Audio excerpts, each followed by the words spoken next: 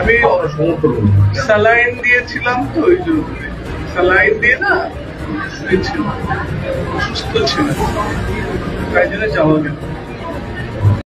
সকলকে শুভেচ্ছা জানাই। আপনাদেরকে ইনসাফ টিভির ইনসাফ টিভির পক্ষ থেকে আমি দেলোয়ার ইসলাম। দর্শক, বীরভূমের যিনি এমপি রয়েছেন শতাব্দী রায়, আর ওয়াকফ সংশোধনী বিল যখন পাস হচ্ছিল পার্লামেন্টে, তিনি নাকি সেখানে উপস্থিত ছিলেন না। সাংবাদিক তাকে প্রশ্ন করায় তিনি জানিয়েছেন সংবাদ মাধ্যমের সামনে তার নাকি শরীর অসুস্থ ছিলেন, অর্থাৎ শরীর খারাপের কারণে তিনি যেতে পারেননি। অথচ ওয়াকফ বিলের মতো একটা গুরুত্বপূর্ণ যে বিল পাস করতে চলেছে লোকসভাতে, সেখানে তিনি উপস্থিত ছিলেন না। যখন সংবাদ মাধ্যম তাকে প্রশ্ন করে তিনি বলেছেন অসুস্থ ছিলাম। সে ভিডিও আমাদের কাছে রয়েছে, আমরা দেখাবো তিনি কি বলেছেন। আর তারপরে আজকের দেখা গেল কিন্তু রামনবমীর সেই মিছিলে শতাব্দীর রায়কে।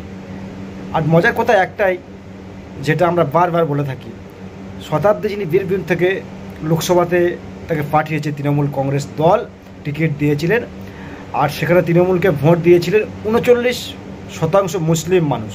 মানে বীরভূম লোকসভা কেন্দ্রে রয়েছে 39% মুসলিম সম্প্রদায়ের মানুষ। আর মুসলিম সম্প্রদায়ের মানুষ শতাব্দী রায়কে পাঠিয়েছিলেন পার্লামেন্টে। কী কারণে পাঠিয়েছিলেন?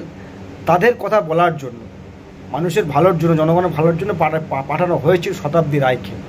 আর যেই তৃণমূল কংগ্রেস বারবার উন্নয়নের কথা বলে, মুসলিম তোষণের কথা বলে, আর সেই বীরভূমের প্রার্থী শতাব্দী রায় তিনি যাননি।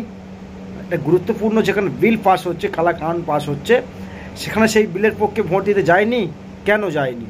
তার কারণ কিন্তু তাকে যখন জিজ্ঞাসা করা হলো সংবাদ মাধ্যম, তিনি জানিয়েছেন সংবাদ মাধ্যমকে তার নাকি শরীর অসুস্থ ছিলেন। এর দায় কে নেবে? নিশ্চয়ই মুখ্যমন্ত্রী আওয়াজ তুলবে। আবার ওই সংসদকে আমরা দেখতে পেলাম শতাব্দী রায়কে কোথায় না, বাংলায় রামনবমীর মিছিলে।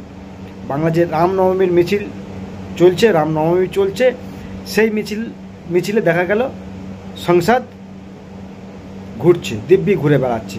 এর জবাব কে নেবে?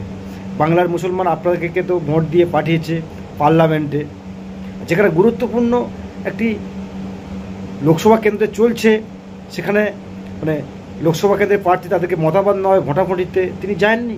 আর এসব কথা তো আমরা যদি বলতে যাই, আপনারা তখনই বলবেন যে আপনি হিন্দু মুসলিমের কথা বলছেন, কেন শতাব্দী রায়কে বলতে গেলেন দেলোয়ার ভাই? সমস্ত কমেন্ট আমাদের কাছে আছে। যে সমস্ত তৃণমূল কংগ্রেসের কর্মীরা এই ভিডিওগুলো দেখছে, তাদেরকে কি মানে বলতে চাই আর কি, জবাবটা কে দেবে? জবাবটা কে দেবে? নিশ্চয়ই মাননীয় মুখ্যমন্ত্রী দেবে। কেন তিনি যাননি?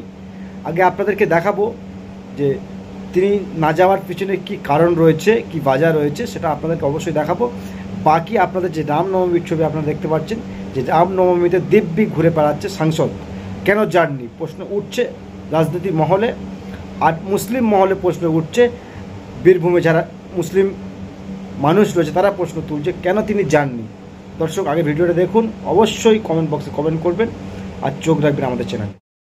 আমি স্যালাইন দিয়েছিলাম তো, ওই জন্য স্যালাইন দিয়ে না শুয়েছিলাম, অসুস্থ ছিল, তাই জন্য যাওয়া গেল। মোনারয় রামপুরহাট এলাকাতে সোশ্যাল মিডিয়ায় পোস্ট হচ্ছে যে এই সাংসদকে আর চাই না আমার।